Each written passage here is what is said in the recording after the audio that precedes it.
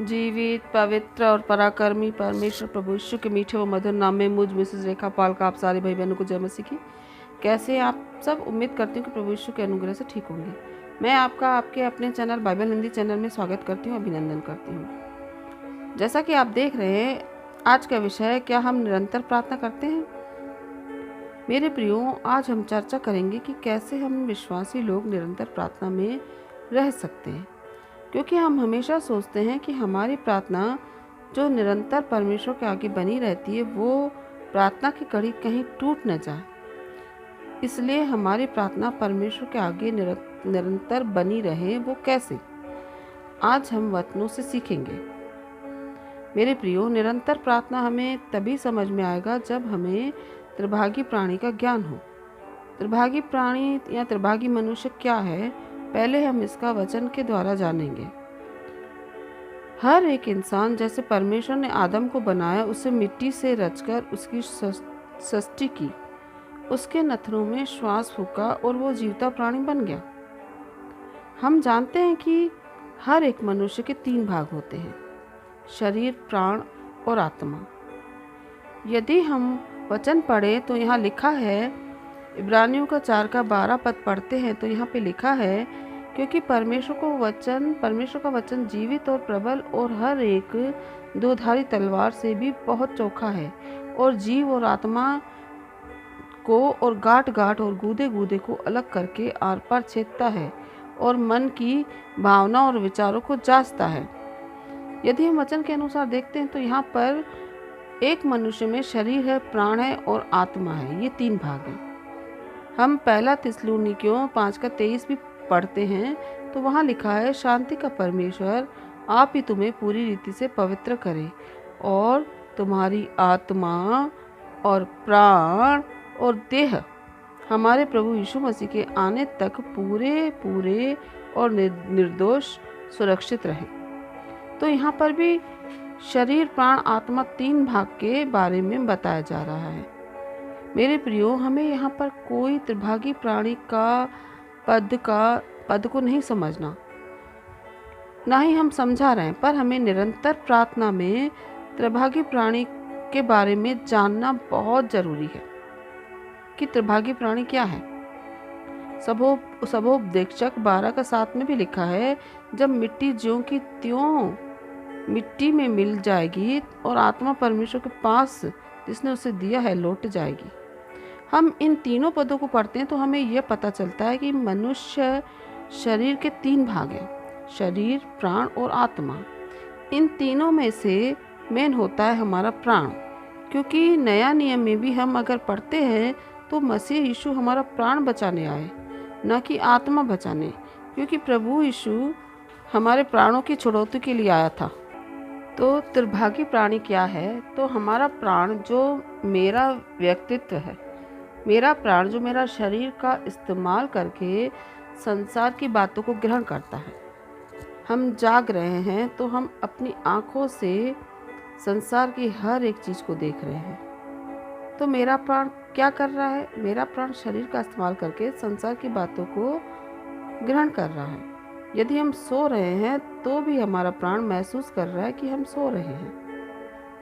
अगर हम खा रहे हैं या पी रहे हैं तो हमारा प्राण इस बात को भी महसूस कर रहा है कि हम खा रहे हैं या पी रहे हैं। जैसे हमें सर्दी लगती है तो हमारा प्राण हमें हमारे शरीर को सर्दी का एहसास कराता है, या हमें गर्मी लगती तो हमारा प्राण हमारे शरीर में गर्मी का एहसास कराता है। कहने का तात्पर्य यह है कि मेरा प्राण ही है जो शरीर के माध्यम से संसार की बातों को ग्रहण कर रहा है। अब हम आत्मा की बात करते हैं। जिस प्रकार प्राण शरीर को ग्रहण करके संसार की बातों को ग्रहण करता है, उसी प्रकार हमारा प्राण ही आत्मा का प्रयोग करके आत्मिक बातों को ग्रहण करता है। तो हमारा प्राण ही है जो परमेश्वर की बातों को आत्मा से ग्रहण करता है, क्योंकि परमेश्वर ने जब मनुष्य को बनाया तो हम देखते हैं कि परमेश्वर ने उस आदम के नथनों में श्वास फूंक दिया, जिससे आदम जीवित प्राणी बन गया। मतलब परमेश्वर ने आदम को अपना आत्मा दिया था। उसी प्रकार हम योना का 20 अध्याय में भी पढ़ते हैं वहाँ पर लिखा है कि मसीह ने उनके ऊपर फूंका और उनसे कहा, पवित्र आत्मा लो। हर एक मनुष्य में आत्मा है, लेकिन वो आत्मा मरे हुए के बराबर है जब तक वो मसीह अपनी पवित्र आत्मा से जीवित न कर दे। तब वह मनुष्य उस प्राण के द्वारा आत्मिक बातों को ग्रहण करता है एवं हर एक आत्मिक चीजों को देख और समझ सकता है। इसलिए मनुष्य 3 भागों से बना है, शरीर, प्राण और आत्मा। सबसे ज्यादा महत्व हमारे प्राण ही है, जो स्वर्ग, नरक या परमेश्वर के पास जाता है। अब हम त्रिभागी प्राणी का अर्थ समझ गए। अब हम निरंतर प्रार्थना के बारे में जानेंगे, जो हमारा मुख्य टॉपिक है। मेरे प्रियो, हम निकालेंगे इफिसियों का 6 का 18 अध्याय। वहाँ लिखा है, और हर समय हर प्रकार से आत्मा में प्रार्थना व विनती करते रहो, और इसलिए जागते रहो कि सारे पवित्र लोगों के लिए लगातार प्रार्थना किया करें। यहाँ पे जो इस वचन में प्रार्थना, किस तरह से प्रार्थना करनी चाहिए लिखा है, हर समय लगातार विनती किया करो। तो हमें विनती व प्रार्थना किस तरह से करना है? लगातार करना है, कंटिन्यू, अर्थात निरंतर प्रार्थना करना चाहिए। तो इस वचन के द्वारा हमें यह समझ में आता है या यह समझ पाते हैं कि हमें लगातार प्रार्थना करना ही है, करना ही चाहिए। अब कई लोगों के दिमाग में आता है कि प्रार्थना लगातार 24 घंटे कैसे करें। हम कुलूसियों 4 का 2 एवं 3 पद में पढ़ते हैं। वहाँ लिखा है, प्रार्थना में लगे रहो, धन्यवाद के साथ उसमें जागृत रहो, और इसके साथ ही साथ हमारे लिए भी प्रार्थना करते रहो कि परमेश्वर हमारे लिए वचन सुनाने का ऐसा द्वार खोले कि हम मसीह का भेद का वर्णन कर सकें, जिसके कारण मैं कैद में हूँ। यहाँ पे वचन क्या कह रहा है कि प्रार्थना में लगे रहो और प्रार्थना करते रहो। यहाँ पर 2 शब्द प्रार्थना में लगे रहो और प्रार्थना करते रहो आ रहे हैं। अगर कोई जन ऐसा कहता है कि हम दिन में एक बार प्रार्थना में ही रहते हैं, या हम हर दिन निरंतर प्रार्थना तो करते ही हैं, तो हम इस चीज़ का खंडन नहीं करते, ना हम इस चीज़ का विरोध करते हैं, है ना। हम रोमियो की 12 का 12 में पढ़ते हैं, तो वहाँ पे भी लिखा है, आशा में आनंदित रहो, कलेश में स्थिर रहो, और प्रार्थना में नित्य लगे रहो। यहाँ पे क्या कह रहा है वचन? यहाँ पे भी यही कह रहा है कि नित्य प्रार्थना में लगे रहो। अगर हम रोमियो का 15 के 30 में पढ़ते हैं, तो वहाँ पे भी लिखा है, और हे भाइयों, और यीशु मसीह का जो हमारा प्रभु है और पवित्र आत्मा के प्रेम का स्मरण दिलाकर तुमसे विनती करता हूँ कि मेरे लिए परमेश्वर से प्रार्थना करने में मेरे साथ मिलकर लौलीन रहो। यह वचन कहता है कि लौलीन रहो, अर्थात प्रार्थना में ही लगे रहो। एक और आखिरी पद में आपके लिए पढ़ूंगी। यहाँ पे हर एक बात का बिल्कुल सही अर्थ समझ में आ जाएगा। यहाँ पे 1 थिस्सलुनीके 5 का 17 में लिखा है, निरंतर प्रार्थना में लगे रहो। मेरे प्रियो, यहाँ पर बस एक ही बात लिखी है, निरंतर प्रार्थना में लगी रहो। हमने इतने सारे वचन पढ़े, इतने सारे पद पढ़े, उन सब में यही लिखा है, नित्य प्रार्थना में लगे रहो, नित्य प्रार्थना में लवलीन रहो, प्रार्थना में निरंतर लगे रहो। इन पदों में भी कई लोगों के यही मत रहेंगे कि निरंतर प्रार्थना में लगे रहो, इसका मतलब रोज प्रार्थना करते रहो। लेकिन अगर हम King James version English book में देखेंगे, तो यह वो किताब है जिसे मार्टिन लूथर किंग ने ही ट्रांसलेट करके पहली बार लिखा था। यही मेन किताब है जिसे हमें किंग जेम्स वर्सन के नाम से जानते हैं। तो उस बुक में लिखा है, प्रे विदाउट सीजिंग। अब यह सीजिंग का मतलब क्या होता है? सीजिंग का मतलब होता है बंद नहीं होना या स्टॉप नहीं होना। तो अगर हम इस वचन के अर्थ को ध्यान से देखेंगे, तो इसका अर्थ यही है कि हमें कैसे प्रार्थना करना है। तो हमें बिना बंद किए हुए, बिना स्टॉप किए प्रार्थना करना है।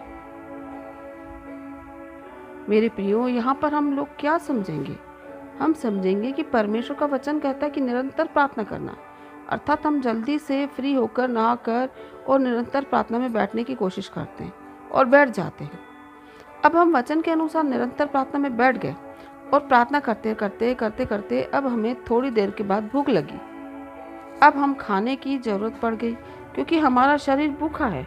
तो शरीर और आत्मा के बीच में मेरा प्राण भी है, तो प्राण को एहसास हो गया कि अब मेरा शरीर भूखा है। तो हमने क्या किया कि हम उठ गए खाना खाने को, तो मेरा प्रार्थना स्टॉप हो गया क्योंकि हम खाना खाने उठ गए।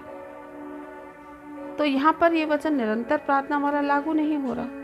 फिर हम खाना खाकर प्रार्थना में बैठ गए। अब हमने सोचा कि अब हम निरंतर लगातार प्रार्थना में बैठेंगे। फिर हम लोग प्रार्थना करते रहे। अब हमें फिर प्यास लगी। अब हमारा शरीर साथ नहीं दे रहा क्योंकि हमें बहुत ज़्यादा प्यास लग रही है। तो फिर हम पानी पीने के लिए उठ गए। तो फिर मेरे प्रियो, हम कैसे निरंतर प्रार्थना करेंगे? यहाँ तो निरंतर प्रार्थना करना का वचन लागू ही नहीं हो रहा। हम लोग एक बार इस वचन का मनन करें कि निरंतर प्रार्थना हमें किस बात को दर्शा रहा है। मेरे प्रियो, हम जानते हैं कि प्रार्थना एक आत्मिक चीज है क्योंकि वचन में लिखा है कि परमेश्वर तो आत्मा है, क्योंकि उसकी आराधना आत्मा और सच्चाई से करना है। तो फिर प्रार्थना आत्मा से होता है, ना कि शारीरिक रूप से। हाँ, हम घुटने में बैठते तो हैं, प्रार्थना करते हैं, तो ये हमारे शरीर का शारीरिक क्रिया है। तो परमेश्वर हमारे शारीरिक क्रिया से नहीं, आत्मिक क्रिया से प्रसन्न होता है। हम घुटने पर कितनी देर भी बैठ जाए, लेकिन हमारा प्रार्थना आत्मिक घुटने पर बैठकर ही करना है। हमें हृदय में घुटने में बैठना है। मेरे प्रियो, हम शारीरिक रूप से निरंतर प्रार्थना कर ही नहीं सकते। केवल आत्मिक रूप से ही हम निरंतर प्रार्थना कर सकते हैं। इसलिए हमने त्रिभागी मनुष्य का पहले उदाहरण दिया था कि प्राण शरीर के माध्यम से सांसारिक बातों को ग्रहण करता है, तो शरीर को रखा गया है सांसारिक बातों के लिए और आत्मा रखा गया है आत्मिक बातों के लिए, क्योंकि हमारा प्राण आत्मा के द्वारा आत्मिक बातों को ग्रहण करता है। अर्थात हम यह भी कह सकते हैं कि परमेश्वर से जुड़ने के लिए आत्मा को रखा गया है। मेरे प्रियो, अगर हम शारीरिक माध्यम से घुटने पर बैठना या चिल्ला कर प्रार्थना करना, तो यह एक शारीरिक क्रिया है जो हमारी प्रार्थना परमेश्वर तक नहीं पहुंचेगी। या हमारी प्रार्थना पहुंच भी जाए तो यह वचन यहाँ लागू हो ही नहीं सकता कि निरंतर प्रार्थना में लगे रहो, क्योंकि हम लोग शारीरिक रीति से ऐसा प्रार्थना करना असंभव है। ऐसा प्रार्थना शारीरिक रीति से हम कर ही नहीं सकते। यह हमारा निरंतर प्रार्थना आत्मा के द्वारा ही पूरा हो सकता है। मेरे प्रियो, जब हम आत्मा के द्वारा प्रार्थना करते हैं तो स्वर्गदूत हमारा वो प्रार्थना सोने के कटोरे में लेकर वेदी के पास ले जाता है, क्योंकि वचन में लिखा है हम आत्मा के द्वारा प्रार्थना करते हैं। रोमियो 8:26 में लिखा है कि आत्मा आप ही ऐसी आए भर भर के जो बयान से बाहर है हमारे लिए विनती करता है। तो यह वचन कहता है कि हमें पता ही नहीं कि हमें कैसे प्रार्थना करना है। आत्मा आप ही हमारे लिए आए भर भर कर प्रार्थना करता है। मेरे प्रियो, कई लोग ऐसे हैं कि बताते हैं कि प्रार्थना ऐसे करें या प्रार्थना वैसे करें, या इंटरनेट पर भी हम देखते हैं कि सुबह की प्रार्थना, दिन की प्रार्थना, शाम की प्रार्थना, रात की प्रार्थना के बारे में बताते हैं। हम किसी का खंडन नहीं कर रहे हैं मेरे प्रियो, हमें प्रार्थना कैसे करना है, पर हम इस विषय पे चर्चा कर रहे हैं जो वचन कहता है, जो साफ साफ लिखा है कि हमें प्रार्थना निरंतर करना है और आत्मा खुद ही आए भर भर के प्रार्थना करना सिखाता है। हम ये तो समझ गए कि निरंतर प्रार्थना करना शारीरिक रूप से संभव नहीं, क्योंकि हमें इस सांसारिक जीवन में बहुत सारे काम रहते हैं, जैसे भोजन करना, पानी पीना, नहाना, और भी बहुत सारे घर के काम रहते हैं। अलग अलग तरह तरह के काम रहते हैं। तो हम शारीरिक रीति से तो प्रार्थना कर ही नहीं सकते। आत्मा के द्वारा ही निरंतर प्रार्थना करना संभव है, क्योंकि जैसा वचन में लिखा है बिना रुके प्रार्थना करना, अर्थात आत्मिक रीति से ही प्रार्थना करना संभव है। और प्रार्थना मसीह के द्वारा ही परमेश्वर के आगे रखना चाहिए, जिसके लिए हम पढ़ते हैं 1 कुरिन्थियों 14 का 14 से 16 पद इसलिए यदि मैं अन्य भाषा में प्रार्थना करूं तो मेरी आत्मा प्रार्थना करती है, परंतु मेरी बुद्धि काम नहीं देती। सो क्या करना चाहिए? मैं आत्मा से भी प्रार्थना करूं और बुद्धि से भी प्रार्थना करूंगा। मैं आत्मा से भी गाऊंगा और बुद्धि से भी गाऊंगा। नहीं तो यदि तू आत्मा ही से धन्यवाद करेगा तो फिर अज्ञानी तेरे धन्यवाद पर आमीन क्यों कहेंगे, क्योंकि वह तो नहीं जानता कि तू क्या कहता है। मेरे प्रियो, यहाँ पर अन्य भाषा का अर्थ रब्बा रब्बा सबा सबा नहीं है। यहाँ पर अन्य भाषा का अर्थ है आत्मा में प्रार्थना करना, ना कि शरीर से। पर अगर अन्य भाषा में प्रार्थना करते हैं तो मेरी बुद्धि काम नहीं देती। अतः हमें क्या करना है? तो हमें आत्मा से ही प्रार्थना करेंगे और बुद्धि से भी करेंगे, और आत्मा से भी गाएंगे और बुद्धि से भी गाएंगे। क्यों? क्योंकि हम लोग कभी कभी कुछ लोग मिलकर और एकजुट होकर भी प्रार्थना करते हैं। तो अगर हम आत्मा से प्रार्थना करेंगे तो जो हमारे साथ बैठे हैं उन्हें नहीं पता कि हम क्या प्रार्थना कर रहे हैं। वैसे तो हमें आत्मा में ही प्रार्थना करना चाहिए, क्योंकि वचन कहता है कि तुम अपनी कोठरी में जा और द्वार बंद कर और तू गुप्त में प्रार्थना कर, तो तेरा स्वर्गीय पिता जो गुप्त में तुझे देखता है तुझे प्रतिफल देगा। पर वचन में यह भी लिखा है कि तुम इकट्ठे होना न छोड़ो, और वचन में यह भी लिखा है कि तुम अन्य जातियों की नाई बकबक न करना। मेरे प्रियो, जब हम इकट्ठे होते हैं तो मुंह से बोलकर प्रार्थना करते हैं, लेकिन यह हमारी आत्मिक प्रार्थना नहीं है, यह हमारी शारीरिक प्रार्थना है। तो इस प्रार्थना का कोई महत्व नहीं होता है। वैसे ज़्यादातर लोग शारीरिक प्रार्थना ही करते हैं, आत्मिक प्रार्थना कम करते हैं, जबकि हमें आत्मिक रीति से ही प्रार्थना करना चाहिए, ना कि शारीरिक प्रार्थना। पर यहाँ वचन में एक और बात भी लिखा है कि अज्ञानी तुम्हारी प्रार्थना में आमीन कैसे कहेंगे। अर्थात मेरे प्रार्थना करते समय अज्ञानी लोग भी मौजूद हैं, तो उन्हें नहीं मालूम कि हम आत्मा में क्या प्रार्थना कर रहे हैं, इसलिए वो आमीन नहीं कह पाएंगे। पर अगर हम शारीरिक प्रार्थना करते हैं तो ही वे लोग आमीन कह पाएंगे। यहाँ आमीन का अर्थ है कि हाँ प्रभु, हम जो आपसे मांग रहे हैं, जो हम आपसे प्रार्थना कर रहे हैं, ऐसा ही होना चाहिए। मेरे प्रियो, हम यह तो जान गए कि प्रार्थना कैसे करनी है। निरंतर प्रार्थना हम आत्मा या आत्मिक रूप से ही कर सकते हैं, ना कि शारीरिक रूप से। अब हम अगले भाग 2 में और अच्छे से सीख पाएंगे निरंतर प्रार्थना हम करते हैं कि नहीं।